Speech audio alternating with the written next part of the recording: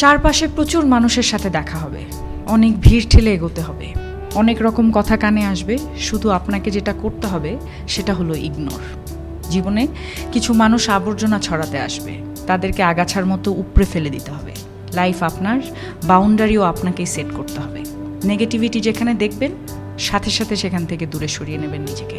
শুনতে খারাপ লাগলেও আপনার কাছের অনেক মানুষ আপনাকে খারাপ দেখতে চায়। তারা চায় সহানুভূতি নামক মলমের তলে একটু কাটা ঘায়ে নুন ছেটাতে। আপনি সিম্পলি সেই সুযোগটাই দেবেন না। অযথা তর্কে যাবেন না, বোঝাতে যাবার কোনো প্রয়োজন নেই। আপনার সামনে কেউ যদি বলে আপনি মূর্খ, তাই মেনে হেসে বেরিয়ে আসুন। ওই যে সময় আর এনার্জি বাঁচিয়ে নিলেন, ব্যাস কেল্লা ফতে। যে যা বলছে শুনে নিন, আর মুচকি হেসে শির দ্বারা সোজা করে নিজের সিদ্ধান্তটা নিজেই নিন। যারা নিজের সিদ্ধান্ত নিজে নিতে পারে তারা আসলে জীবন চেনে, বোঝে।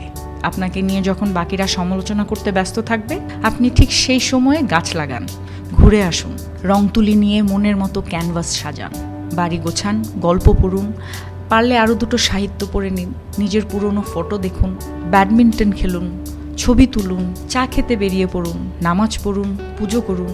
মোট কথা, তাদের কথায় রিয়্যাক্ট করবেন না একদমই। যা বলছে বলুক, আপনার কানে এলেও ফেলে দিন। দিন শেষে আপনি জানেন আপনি কি, কেমন, আর এটাও জানেন যারা বলছে তারা আপনার কাছে জাস্ট ম্যাটার করে না। ঠিক এটাই একটা